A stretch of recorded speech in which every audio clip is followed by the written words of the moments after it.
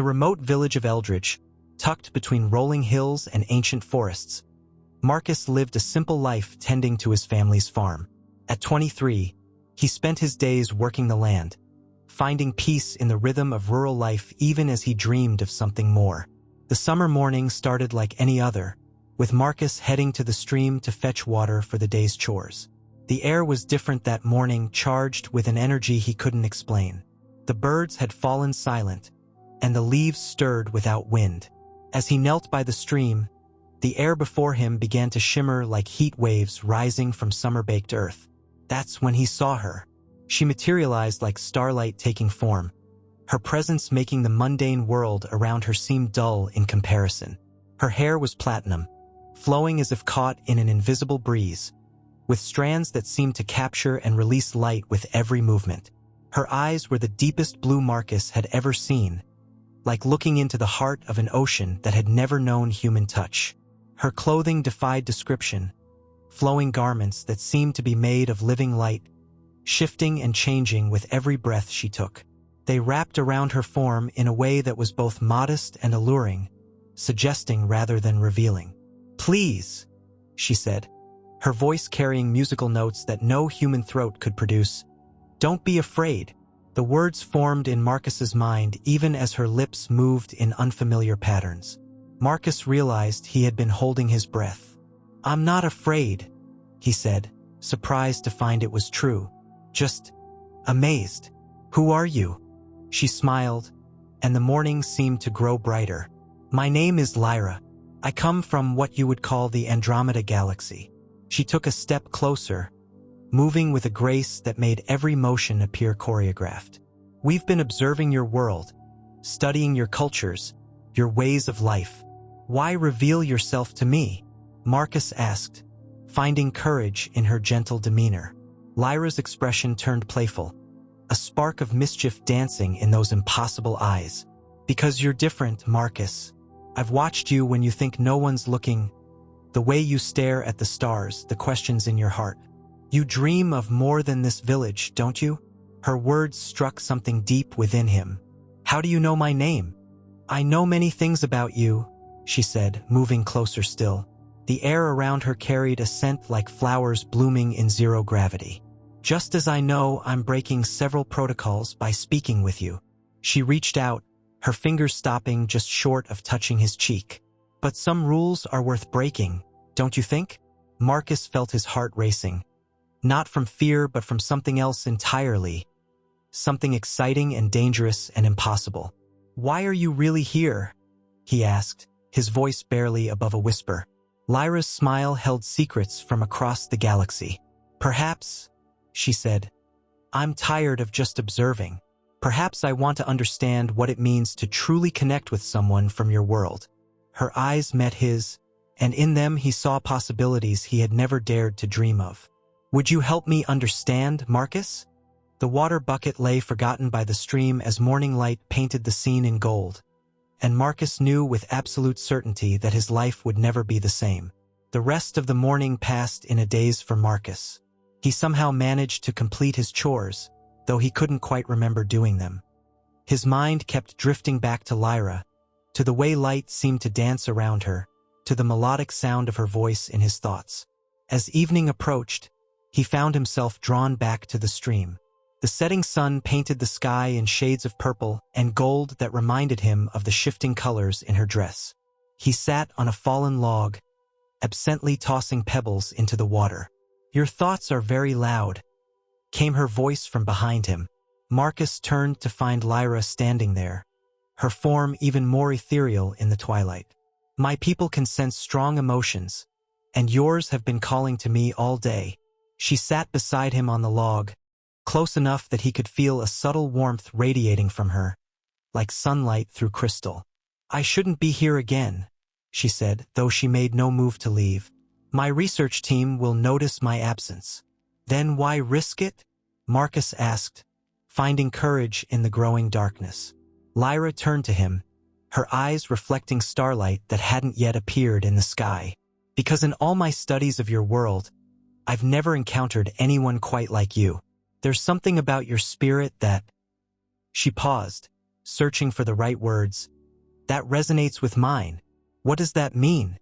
Marcus asked, his heart beginning to race again. It means, she said, moving slightly closer, that some connections transcend the boundaries of space and species.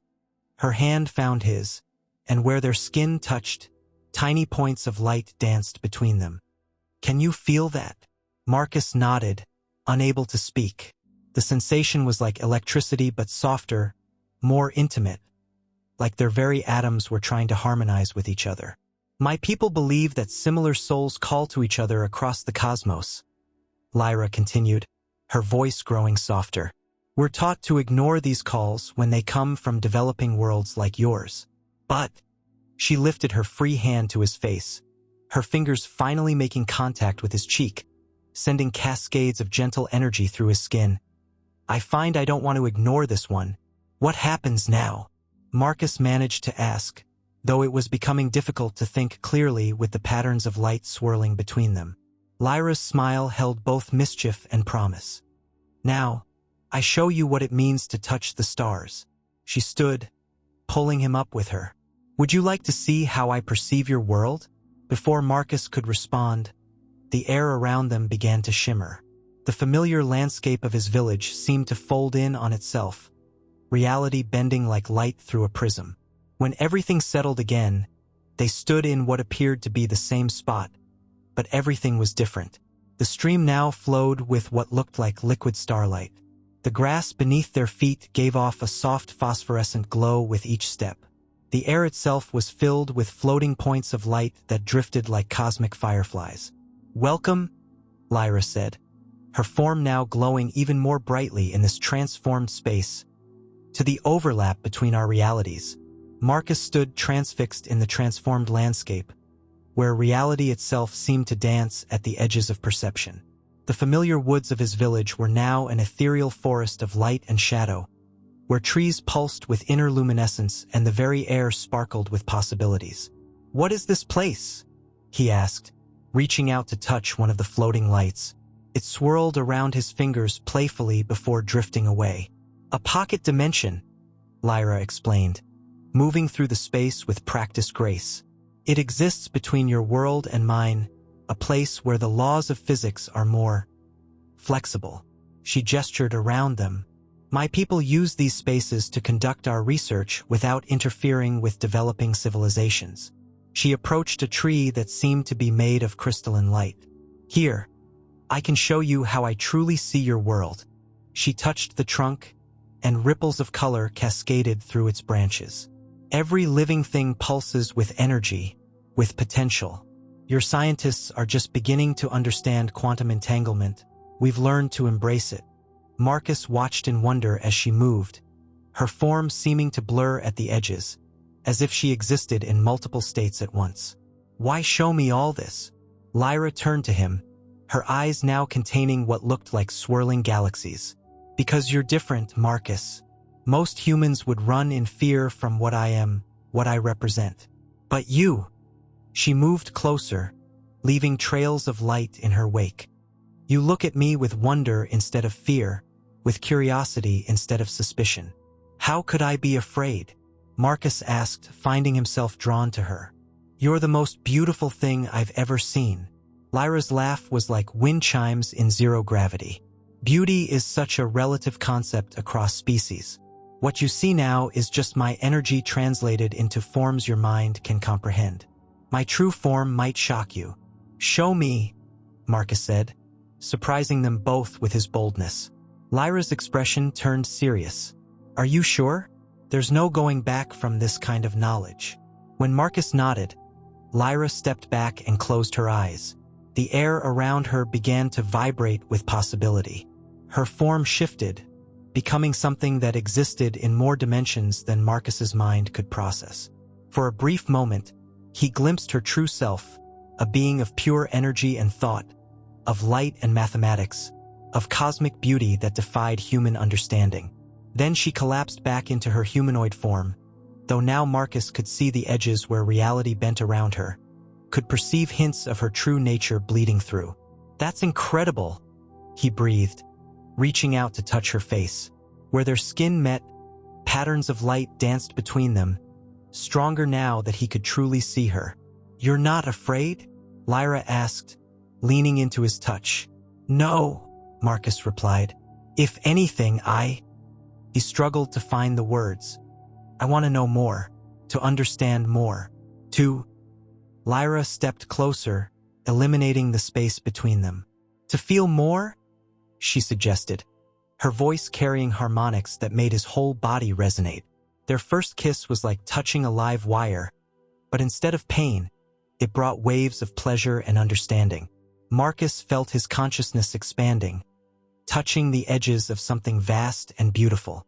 Lyra's energy merged with his, showing him glimpses of distant stars, of worlds beyond imagination, of possibilities he had never dreamed of. The kiss deepened, and with it, reality itself seemed to shift. Marcus felt weightless, as if the normal rules of physics no longer applied. Around them, the pocket dimension responded to their emotions. The floating lights swirled faster, the luminescent trees pulsed with increasing intensity, and the very air seemed charged with possibility. "This is dangerous," Lyra whispered against his lips, even as she pulled him closer. "The energy exchange between us, it's changing you." Indeed, Marcus could see a faint glow beginning to emanate from his own skin, matching the rhythm of Lyra's light. "I don't care," he replied, running his fingers through her starlight hair. Where they touched, cascades of energy flowed between them, each point of contact creating new patterns of light and sensation. Their union transcended physical boundaries. As they came together, Marcus experienced consciousness on levels he never knew existed. He saw through Lyra's eyes, witnessed the beauty of distant galaxies, felt the dance of quantum particles, understood the interconnectedness of all things. Hours passed like seconds in their private realm of light and sensation. When they finally separated, Marcus noticed that his body retained a subtle glow, and he could still feel echoes of Lyra's consciousness touching his own. "What's happening to me?" he asked, watching patterns of light dance beneath his skin. Lyra traced the glowing patterns with her finger. "My essence has begun bonding with yours at a quantum level. It's irreversible." She looked concerned but not regretful. "This kind of cross-species melding, it's our highest taboo. The consequences. Will it hurt me?" Marcus asked, though he felt more fascinated than afraid. "No," she said softly, "but it will change you. You'll never be fully human again. You'll start to see things differently, feel things differently. Your consciousness will expand into spaces it was never meant to reach." She paused, studying his face. "I'm sorry. I should have had more control." Marcus caught her hand, holding it against his glowing chest. "Don't be sorry. I chose this. I choose you." Before she could respond, her head snapped up, eyes wide with alarm. "They're coming," she whispered. "The research team has detected our energy signature. They'll trace it back here." "What will they do?" Marcus asked, suddenly afraid. Not for himself, but for her. Lyra's expression was complex. "Best case? They'll simply extract me from this assignment, erase your memories, and pretend none of this happened." She touched his glowing skin. "But with these changes already manifesting in you, they might decide more drastic measures are necessary." "Then let's run," Marcus said without hesitation. "You can take us somewhere else, somewhere they won't find us." Lyra's eyes sparkled with something between hope and mischief. "It would mean leaving everything behind. Your family, your village, your whole world." "You're my world now," Marcus replied, surprising himself with the truth of it. Lyra's response was cut short by a sudden shift in the pocket dimension. The air began to crackle with new energy, and the floating lights scattered like startled fish. 3 forms materialized around them, beings of pure energy that barely held humanoid shape. "Observer Lyra." One of them spoke directly into their minds. "You have violated our most sacred protocols. The human has been quantum-touched."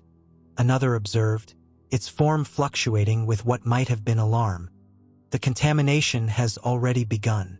Lyra stepped in front of Marcus protectively, her form beginning to shift toward her true state. "He's not contaminated," He's evolving. Look at how his consciousness has expanded. He can perceive us in our true form and remain sane.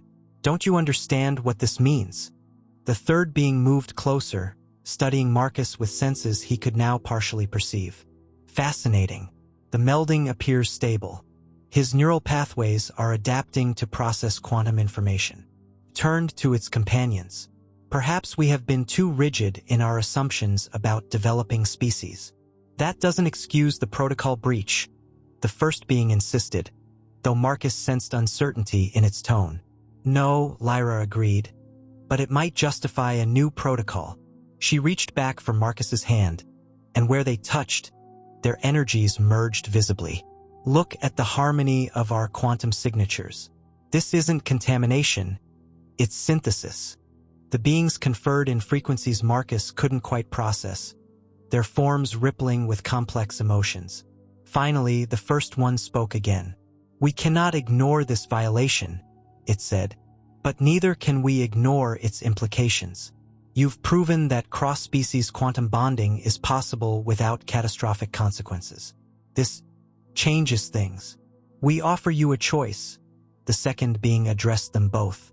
Either submit to separation and memory extraction or, it paused significantly, become our first official human-android research partnership. What does that mean? Marcus asked, squeezing Lyra's hand. It means, the third being explained, you would work with us, exploring the possibilities this discovery presents. Your bond would be monitored but preserved. You would be a bridge between our species, helping us understand each other. There are others like you, Lyra added softly. Humans who look to the stars and dream. We could help prepare your world for the knowledge that you're not alone. Marcus looked at his glowing skin, at the woman he loved, at the cosmic beings offering him a future beyond anything he'd imagined. In his mind, new awareness bloomed like stars being born.